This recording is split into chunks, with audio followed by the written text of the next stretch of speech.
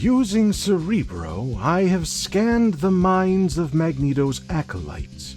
He is currently aboard his orbiting space station, Avalon.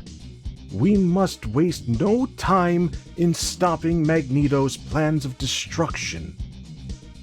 Use our teleporters to transport yourselves inside Avalon, and remember, the fate of the world hangs in the balance.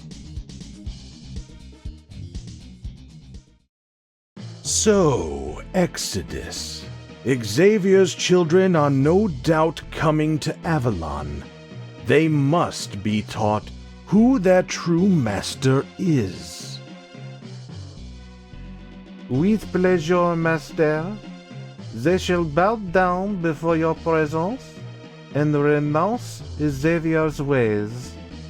Only then will Xavier understand that Magneto is the most powerful mutant in the world. Hey everybody, welcome back to James Plays X-Men Mutant Apocalypse. This is going to be the final video of the playthrough because we are at the final level of the game. Or rather, we're at the final levels, because once again, each character is going to have their own unique level to go through. However, unlike the start of the game, we don't have to do all 5 of these. The way it works is, let's say I pick Beast. Beast goes through their unique level. We finish it. We are immediately taken to the final boss of the game, Magneto. Let's say we lose. We lose a life. If we still have more lives with Beast, we can try again, go right back into that fight, give it another shot. But let's say it's really not working out. Let's say I lose all my lives with Beast. Let's say I want to try Wolverine. I will first need to complete Wolverine's level before he is whisked away to try fighting Magneto. So any character I want to fight Magneto with will first need to complete their respective level. Now, who the hell is Magneto? You might be asking. I said last episode sometimes Magneto is right, but I didn't really talk a whole lot about what his deal is. So Magneto, aka Eric Lehnsherr, aka Max Eisenhart, is a German Jew who grew up during the time you might be expecting by me pointing out he is a German Jew. So he is a Holocaust survivor, and after he was able to escape from the concentration camps, and he had a wife and they had a kid, his mutant powers showed up, where he has magnetic powers. He has control over anything magnetic. That includes all kinds of things. He's an extremely powerful mutant. Anything that has a magnetic quality about it, he can mess with it. So, his powers popped up. He moved to Ukraine, and some people took issue with him being different. And they set the building on fire that he was living out of. And his daughter was inside. And he was held and beaten and forced to watch his daughter burn to death. And as a result, he killed a whole bunch of people and basically wiped that city off the map. So he does not like humans. His whole life, he's been mistreated for one reason or another, and he's decided mutants are superior, they shall inherit the Earth. Fuck human beings, they are beneath us. We will rise up. I will help mutants rise up using force and violence. I get it. And that's kind of why Magneto is a really good bad guy. Because I would suspect you get it too. You don't necessarily want him to be defeated. You don't want him to get hurt or die or anything like that. At worst, you want him to soften up a little bit. You want him to kind of have a happier ending. And there have been times where he becomes a better person. There's been times where he's allied himself with the X-Men. There's been times where he's led the X-Men. So, he's a very complicated character that works really well in the role he does. Now, what is Avalon? What's an Acolyte? Who is Exodus? We will get into all of that once we start Gambit's level.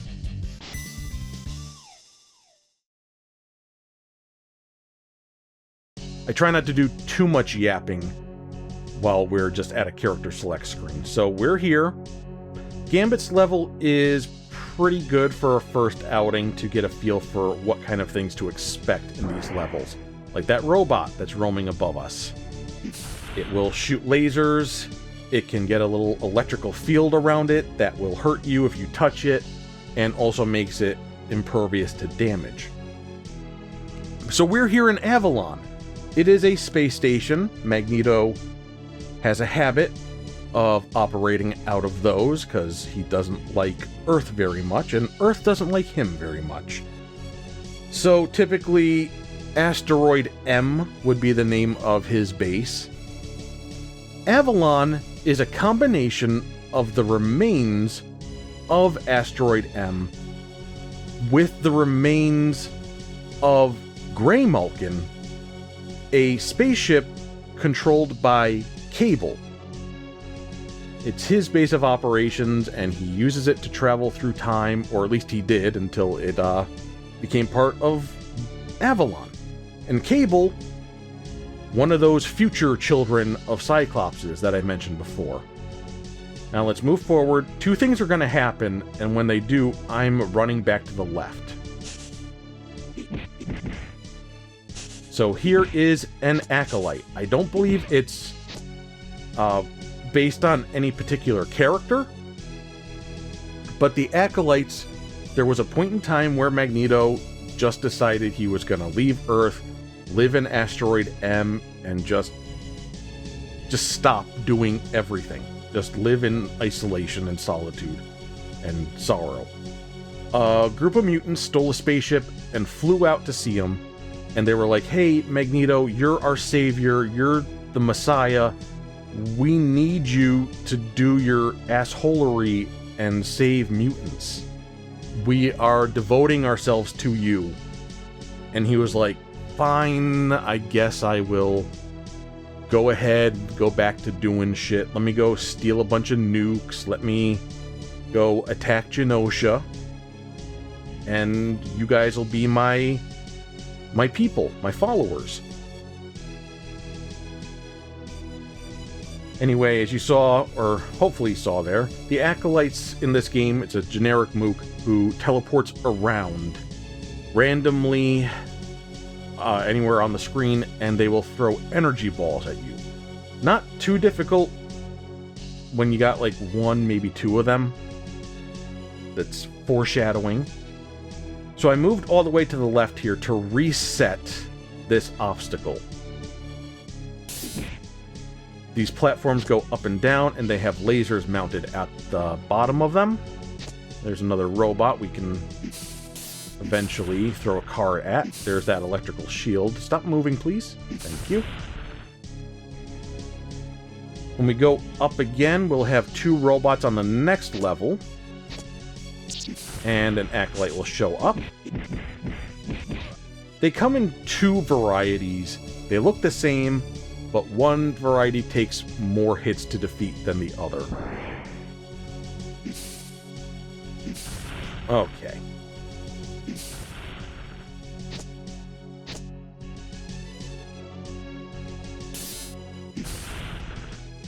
So a very simple first part of the level, just going up these floors here.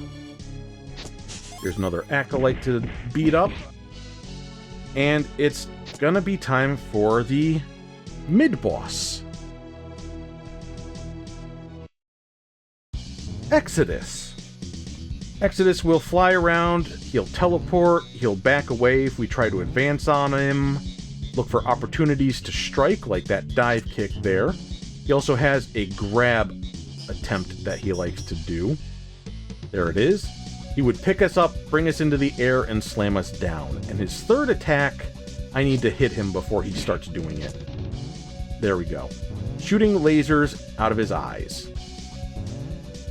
Now we can keep taking pot shots at him, whittling away at his health, but a better course of action is to hit him with a strong enough attack that it grounds him, and you can follow up with a combo. And for Gambit, that attack is going to be his flippy kick here. We need to do it when we're underneath him, which is usually going to happen when he does a teleport. We need to wait for that opportunity.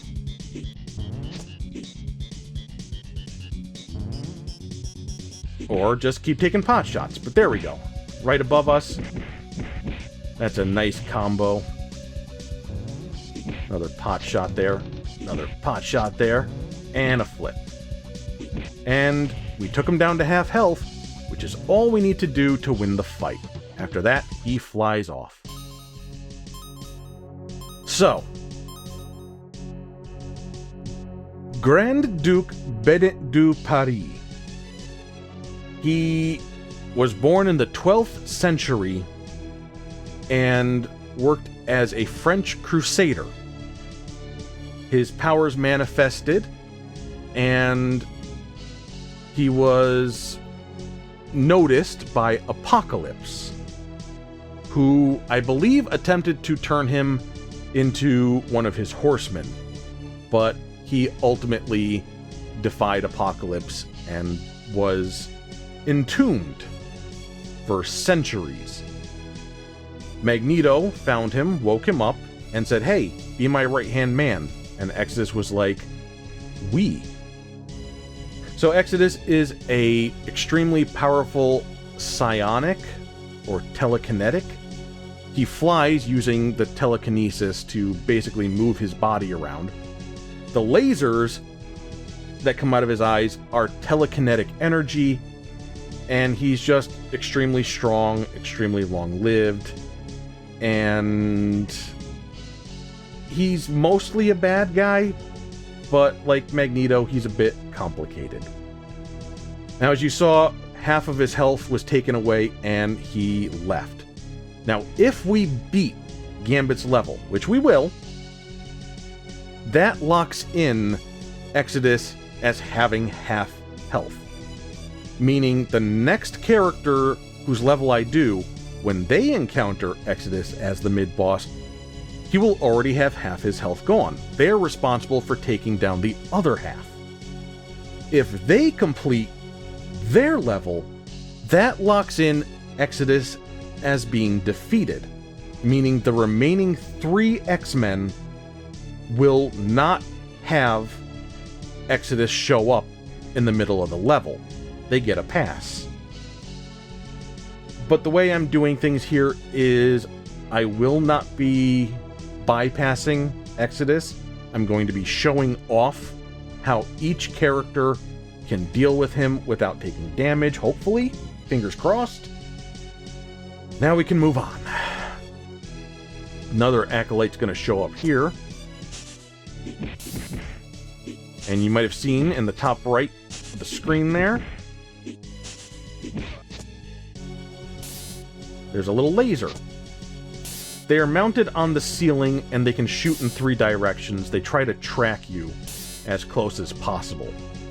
So we're just going to wait for it to shoot. There's another one.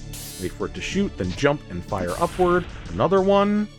Wait for it to shoot, jump, fire upward. And another one. Wait for it to shoot, jump, and fire upward. And look at this thing here. We don't have X plates in these levels. Each one is going to have one of these. The face that appears on here, it changes periodically, and it's random who is next to show up. But whoever's face is on it when you collect it will get an instant 1-up. I'm going to try my best to have each X-Man get their own face. Easier said than done for a couple levels. Here's a health pickup we don't need. But speaking of randomly selected X-Men characters, we get to fight holographic versions of the other X-Men characters. The order in which we fight them is randomized, but they share that health bar up there. However, they don't share it equally. The first 3 characters will have less health than the 4th. And I really hope the last character is not Wolverine. Okay, it's Wolverine. The reason I don't want it to be is because he's small, and he's fast, and he's got that dash attack that has iframes, and he has that rising uppercut that knocks me out of the air, and I'm nervous now. Let's just hope I can play keep away with my triple card here. You'll cooperate. Don't do that. Don't do that, Logan. Logan, stay away from me. Okay. We did it. He's defeated. The health bar's empty. When I unpause, we're going to have victory, and we're going to face Magneto. We're not facing Magneto right now.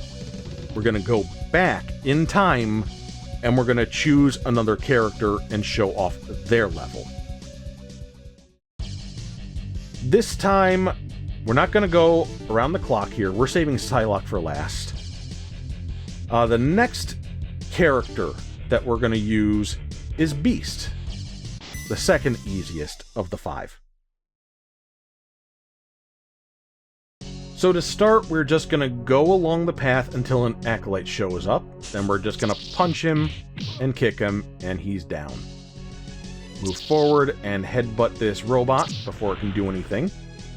And you can kind of see, just barely, above us here,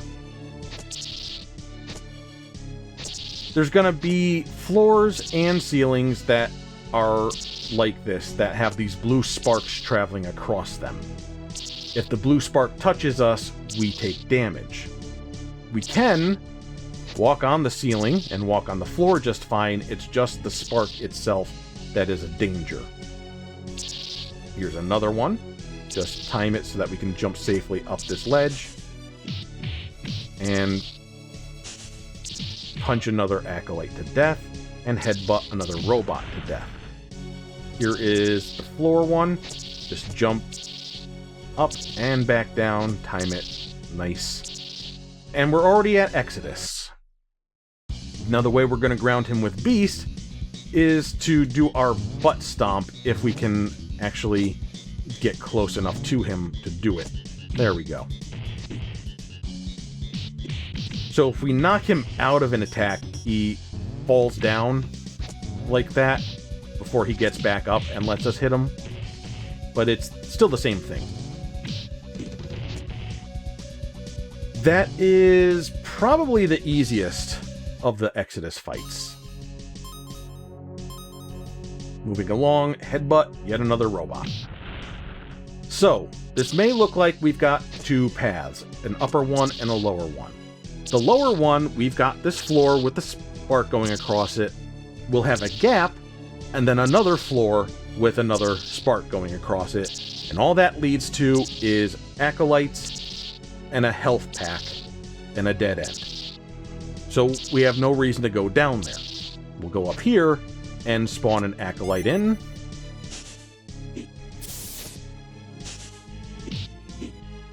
Try to fight him carefully. I don't want to do a flying leap off of this platform here. We go forward a little bit more. We can trigger another one to show up. There we go. And then we hang off of these. There's another walkway here. When we jump to that, another Acolyte will show up.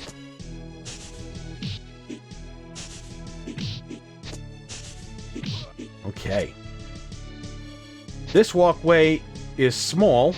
There's no acolyte that shows up here. But if we inch our way over to the right, you can see there is the 1-up for this level. We can't see the whole thing, but we can see enough that we can tell when Beast is going to show up. And when he does, we'll wait another round here. We'll do a flying leap of faith while holding up. And that will let us grab onto another one of those things with our feetsies. But when we do that, we're going to have acolytes spawning in, and we are not in a position to fight them. So we're going to keep moving along. Come on. Come on, Beast.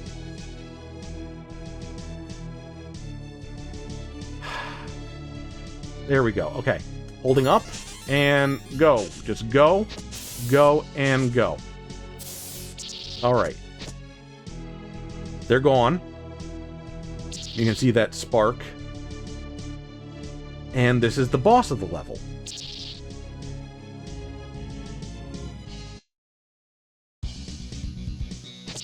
So the boss is this thing that shoots lasers. If you are in contact with it when it shoots a laser, it will hurt you. The laser will hurt you. These sparks will hurt you. Right now, off screen, it's freaking out. You can't see it, but now you can. It'll start firing wildly. What you didn't get to see is that it creates a temporary electric shield around it to let you know it's gonna do this. And as you saw, hanging upside down on the platform, the lasers don't go through the platform.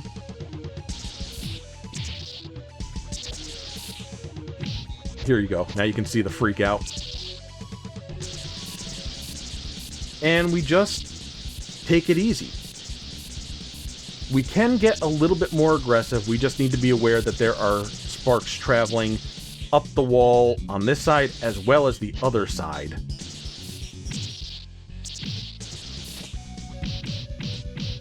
There's some aggression for you. And some defeat for you. With that done, it's time to reset the clock again, and this time we're going for Wolverine.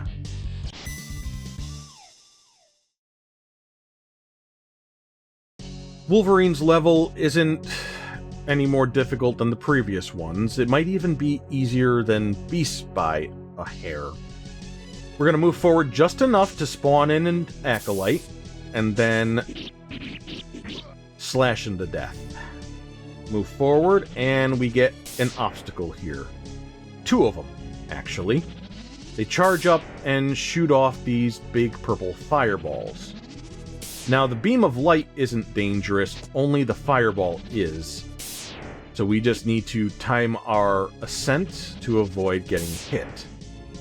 The platform up there on the right, when we get on it, it's going to spawn an acolyte, and we're just going to drop all the way back down to the start of the level, where we can safely deal with this guy with a nice open space.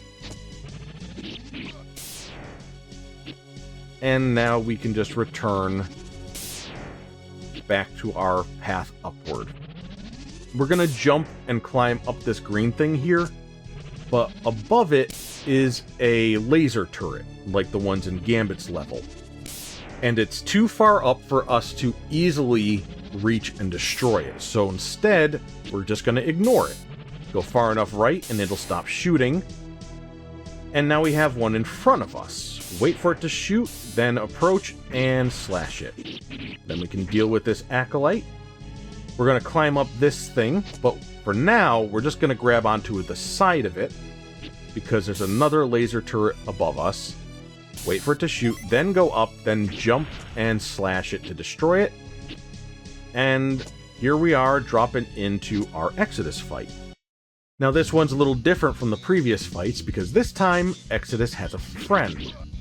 We can defeat the friend, but another one will quickly take their place, so this is a 2-on-1 fight.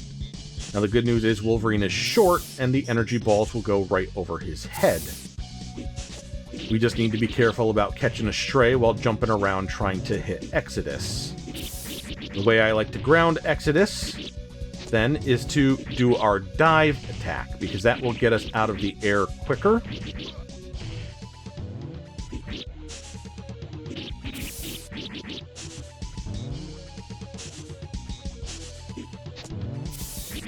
And there we go.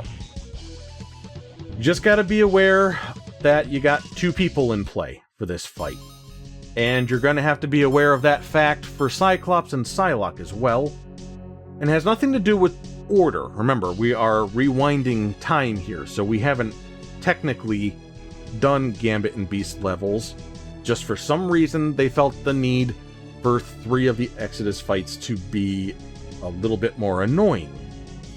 Now remember, playing through the game in a straightforward manner, if you complete 2 levels, Exodus will be defeated and won't show up for the other 3 levels. So, you might be able to figure out which 3 levels you might not want Exodus to show up in. The 3 levels where he has a friend with him. Moving on, we're going to go down this shaft, but before we do that, we're going to just drop down and cling to this wall and get this guy to show up and slash him a bit and take him out so we don't have to worry about him. This platform to the right is going to drop when we land on it. Let's stay to the right side, and we end up right here. We are going to drop off to the side and cling to it quickly. There is a 1-up. The 1-up for the level. And we've got another platform that's going to drop. And in fact, I'm going to let it drop. That makes it easier for me to get this. When Wolverine's face shows up, we're going to hold down and left, and we will clip it on our way down. There's another Acolyte showing up, and we can just skip him. And we are now at the boss. So this boss, it's a mechanical thing. I don't know how to describe any of these machines that we fight in these levels, but it's a thing that shoots out large blasts of energy. And surrounding it are 4 small platforms, and they are going to start spinning around. We are going to jump and grab onto the platform that's at the bottom.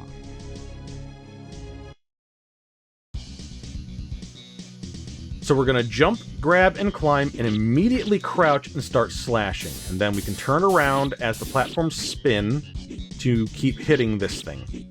The crouching keeps us from slipping off when we turn left and right, and also, for some reason, keeps all of the shots from ever coming near Wolverine. Platforms get a little further away the faster they spin, but then they slow back down, and we can get some more hits in. Got about half health, and it's about to come to a stop. We drop down to the next one and just slash the crap out of this before it can start up its second cycle. We rewind time again, and it's time for Cyclops.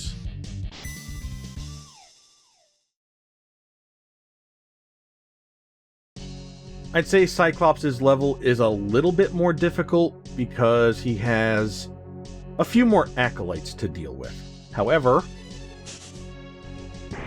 his optic blast takes all of them out in a single shot.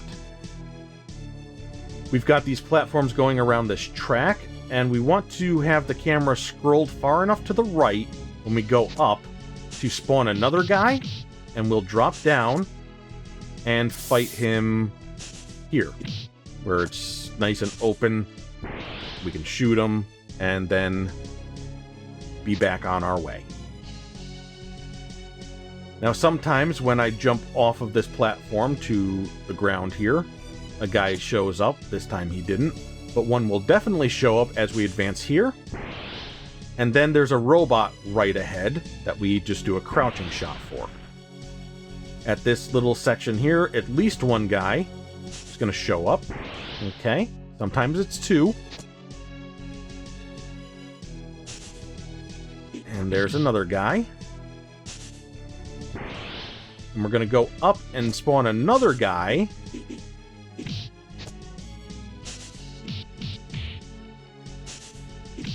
and just beat him up a little bit. There we go. Now you may have seen a little hint of a platform to the right here. And that's where the 1-up is for this level. Very convenient. Let me just wait. And remember, I'm waiting for these faces just because. You can get anybody's that you want. Another robot here. And now we're going to jump forward to the right and pull back to land over here again. We're trying to draw out 2 spawns. There they are.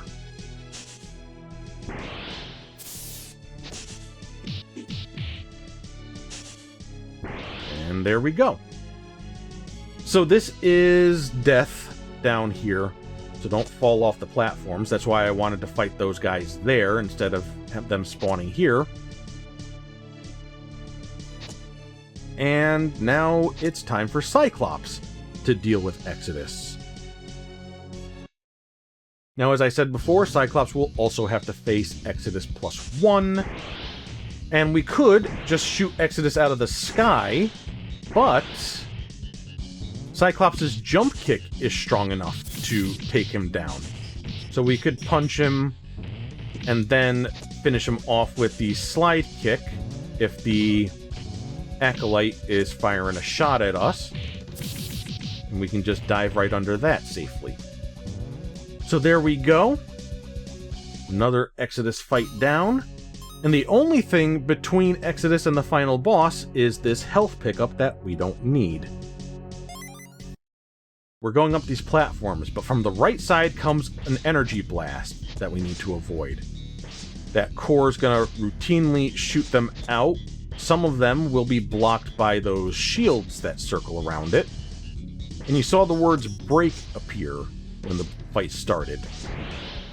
So our shots will be blocked by those shields as well. You might get lucky and be able to shoot between them and directly damage the core.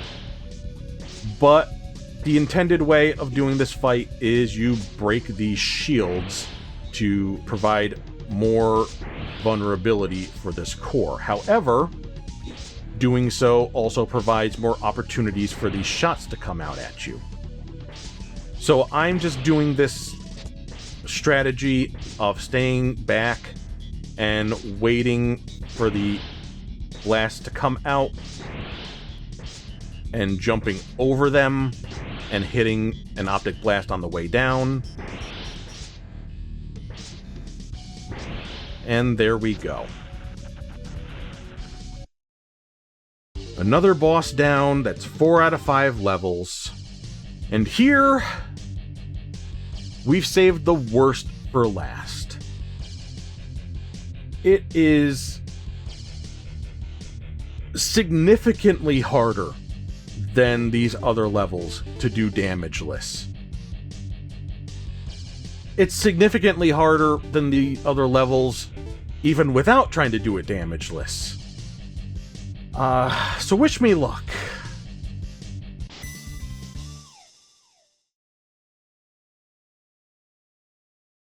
So right off the bat in Psylocke's level, we are met with this targeting reticle that's going to follow us around. And if it locks on, get ready to dodge. The foreground objects can sometimes be used as a shield, but only once. Now we're going to jump up 3 platforms here, and on the third one, an Acolyte is going to spawn. 1, 2, and 3. And over there in the top right, you can see the 1-up for this level. What we're going to do is we're going to bounce off of this guy's head in order to reach it. We can't see it. Ooh, I actually think we got really lucky there. I was going to say, you can't really choose who you're going to get the 1-up for, but I'm pretty sure it was Psylocke. I could be mistaken. We'll have to go to the replay for that. Anyway, yeah, I'm dancing around this targeting reticle. Let's advance forward. Now, if we go to the right here, we're going to spawn a guy. We can try to fight him here, but usually he will despawn because we're too far to the left or too far down. I don't want to fight him up there because the ceiling is real low and we don't have a real good opportunity to outmaneuver this targeting reticle. So instead, we are going to run to the right. Now, in doing so, the targeting reticle will actually disappear, but we will find ourselves locked into a fight with about half a dozen acolytes, all teleporting around in the air, on the ground, firing off their shots. Some of them are aimed at you, some of them go straight, some of them split into two. And it's really, really hard and stressful.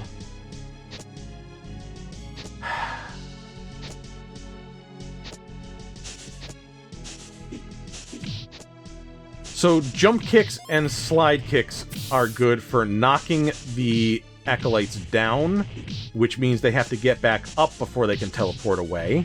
However, you can just give them a little punch or scroll them off screen if need be, but they will teleport back in right away.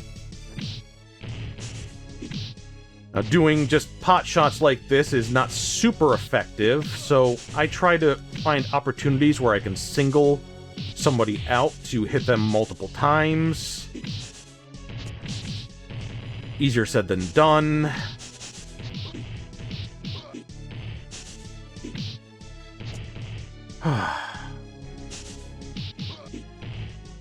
Now it's telling us to go, so we defeated the worst of it. However, since we stayed more to the left side, we're going to have other guys show up. Some stragglers that were meant to be part of the big fight. So I think there's one more when we go up onto this box. We're going to ignore him. And there's going to be more as we continue on, and we're going to ignore them too.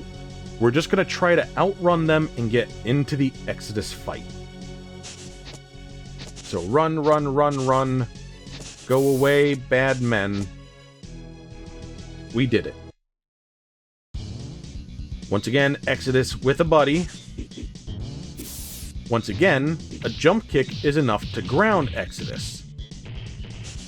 Now, I like to just kind of juggle between these two guys in this fight. I'm not really worried about taking out the Acolyte. It's going to happen, of course, sometimes, but having them around, knowing that they're going to show up when they're going to show up, makes it a lot easier for me to deal with this fight. And there we go. So that's all 5 characters being able to defeat Exodus without taking damage. Very similar to Cyclops' level, there's nothing between Exodus and the final boss of the level. No health pickup this time. But what's interesting about this fight is it's a rocket. I don't believe you can take any damage from it, but you do have to defeat it before it gets away, and we are also above a bottomless pit. So we do our bounce kick, and if we do it quickly enough, or we let this get high enough, we can continue to reach the platforms as they get further spread apart, and a couple more hits should be it. Yay! Let's rewind time one last time. Because now it's time to talk about the final boss, Magneto. We will choose a character whose level we will once again go through, because when you finish the level, you're automatically taken to Magneto. I didn't want to automatically be taken to Magneto with Psylocke. I'm gonna do Wolverine for this fight, because I don't feel particularly confident in being able to do it hitless with any of the other characters. In theory, it should be doable, but there is a lot of RNG that makes it inconsistent. I would have to keep replaying these levels dozens of times in order to get a good hit list going on. And we're not looking for the RNG gods to smile upon us, we're looking to show off strategy. You don't have to fight Magneto with all 5 characters, you just need one. And Wolverine is going to be that one for me.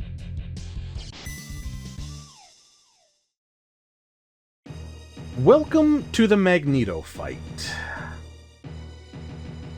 That shield will hurt us if it touches us, and we cannot damage him through it. We need to wait for him to do an attack that will drop the shield. Here's this one, where he summons these metal panels, and then they fire towards you, but with enough randomization that you can't do things very consistently.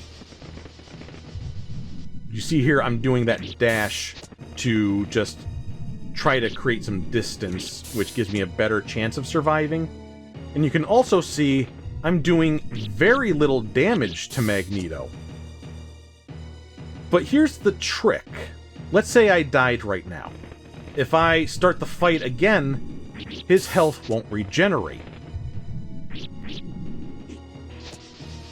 So the more X-Men you have and the more lives you have, the more you can continue to whittle away at his health until he's dead. So why Wolverine? Well, aside from climbing the walls and being able to hopefully show off his other special attack, which is going to be firing this purple thing at us, which then traps us and takes a whole bunch of our health.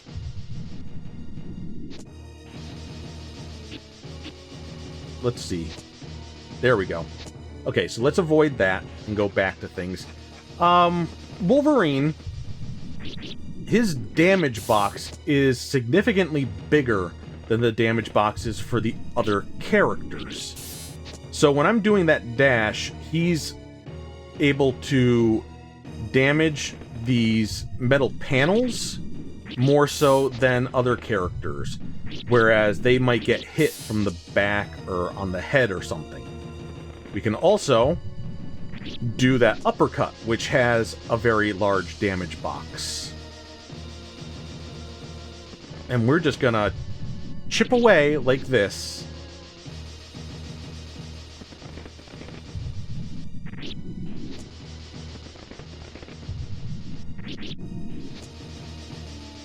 No other character can do this. They have attacks that can hit pretty well, like Psylocke's got her knee strike, Gambit's got his spin kick, but they still have a lot more vulnerability.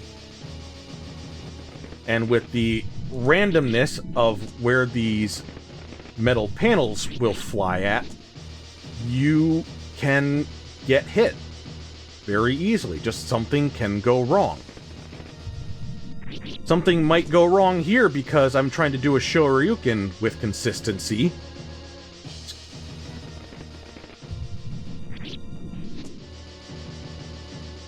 I'm hoping that if I mess it up, I will just dash away out of danger. But yeah, we're just chipping away. And so far so good. Just don't jump the gun. You gotta time it. Otherwise, they might hit Wolverine in his little legs or something. So.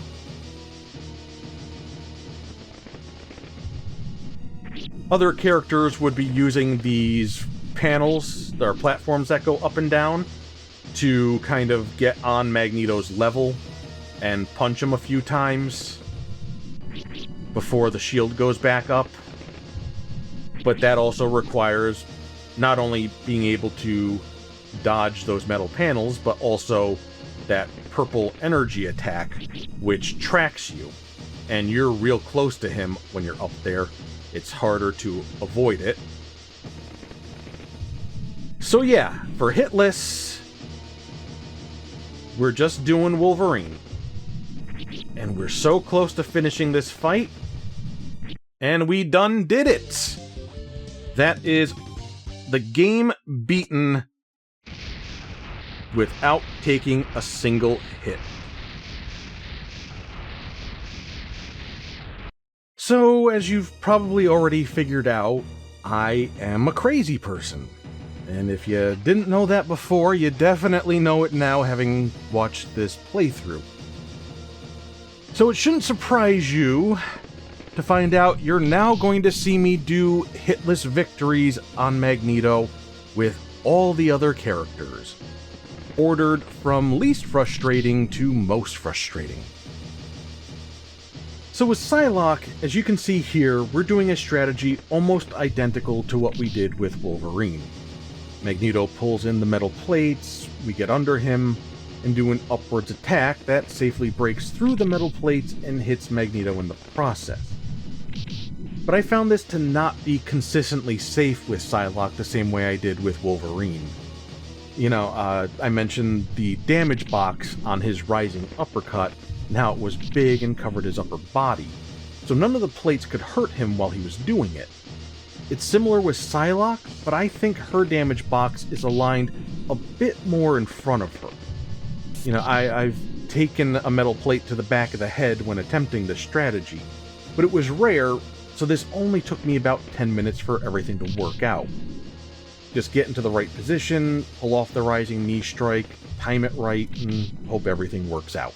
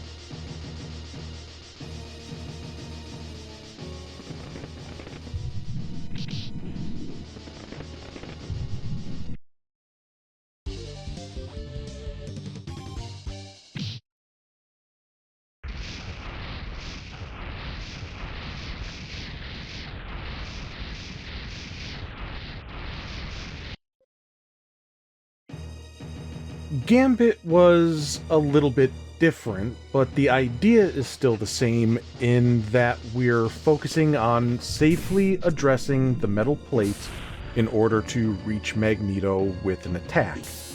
In this case, I would destroy the plate closest to me when they were pulled in, so that was one less I'd need to worry about when they were thrown in my direction. Then I'd do a flip kick, hoping to either get out of the way of the others or at least destroy them before they could damage me. And then, after doing that, I would be in a position under Magneto and could throw a card up at him to damage him.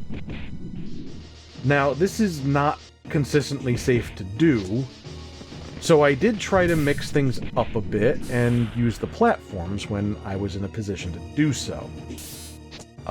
Being up here, Magneto is more likely to use his purple energy blast thing, which is a heck of a lot easier to dodge than the RNG of the metal plates.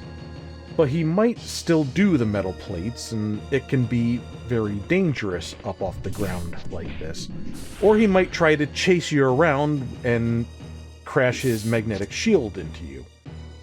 But still, Gambit is versatile enough that I could alternate between staying on the ground or getting up on the platforms, and I just needed the randomness to work in my favor, which it did after about 30 minutes.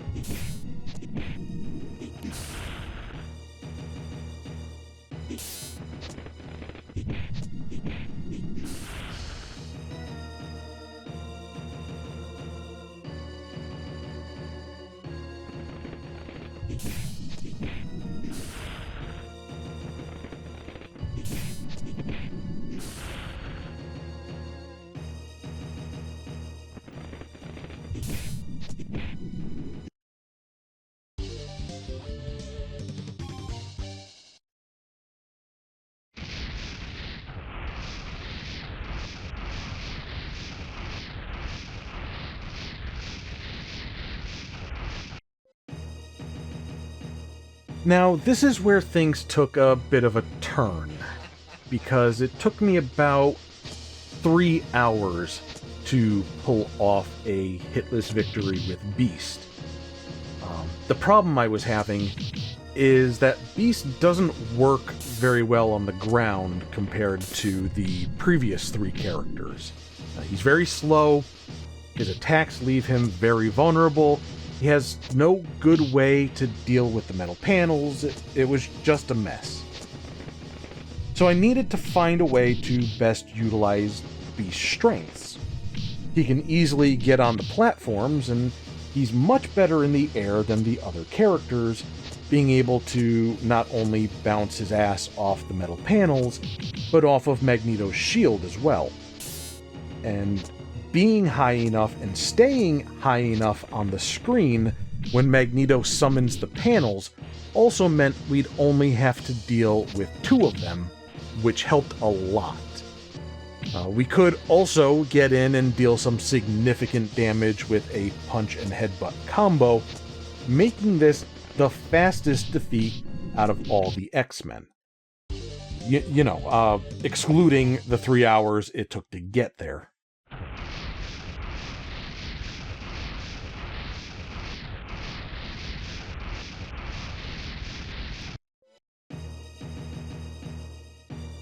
And finally, Cyclops. I lost count of how long it took for the planets to align on this one. Many hours across many days. I got really frustrated and thought about giving up, but walking away with 4 out of 5 characters done would have made me even more frustrated, so I decided to keep going. So like Beast, Cyclops is terrible on the ground. He's very slow, has no good attacks for dealing with the panels, just terrible. Unlike Beast, he's terrible off the ground too. He's just horribly equipped for this fight, but being on the platforms was the better position to be in. So I'd try to encourage Magneto to use his purple energy blast thing, and then I'd try to follow up with Cyclops' sliding kick to hit him multiple times. But if Magneto summoned the metal panels, I tried to stay high enough on the screen so that I'd only have to deal with 2 of them instead of 4, but that wasn't always possible. Also not always possible was getting on or staying on the platforms. So if I ended up stuck on the ground, I would jump around and kick at Magneto, hoping that might influence him to do his purple energy blast thing more often. But if he summoned the metal panels, I'd break one immediately so I only had the other 3 to deal with, and then I'd do the not very good tactic of punching wildly at the air, praying I'd break any of the remaining panels that came flying at me. This was not a good option, but I couldn't find anything better to do, and the success rate might surprise you, not very good. Which is why I had the multiple days of attempting this. But eventually, I fucking did it.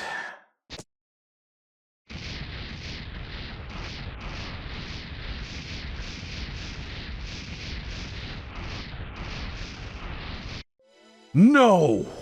I cannot be defeated.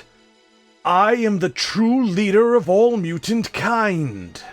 I swear to you, X-Men, that you've not seen the last of Magneto.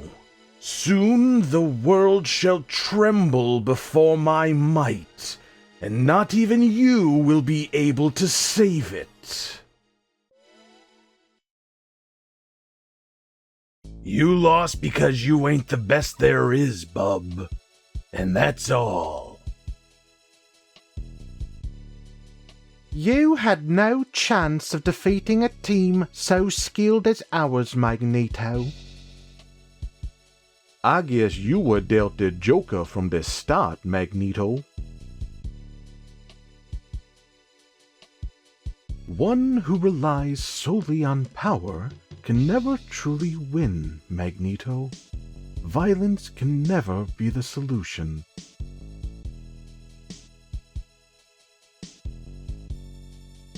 We won't let you destroy the future of all mutants, Magneto. Shablammy. Job well done, X-Men. The threat of Magneto has been ended for now. But no one can predict from where the next enemy may appear.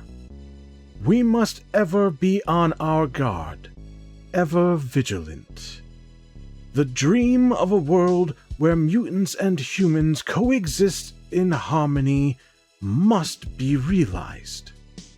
Return to headquarters, X-Men! So if you beat the game using passwords, this would be your end screen.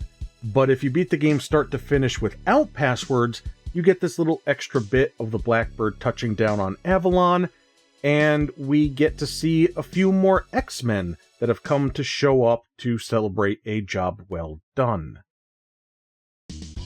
A rare instance of both Cyclops and Jean Grey being alive at the same point in time, although I can't actually be sure of that.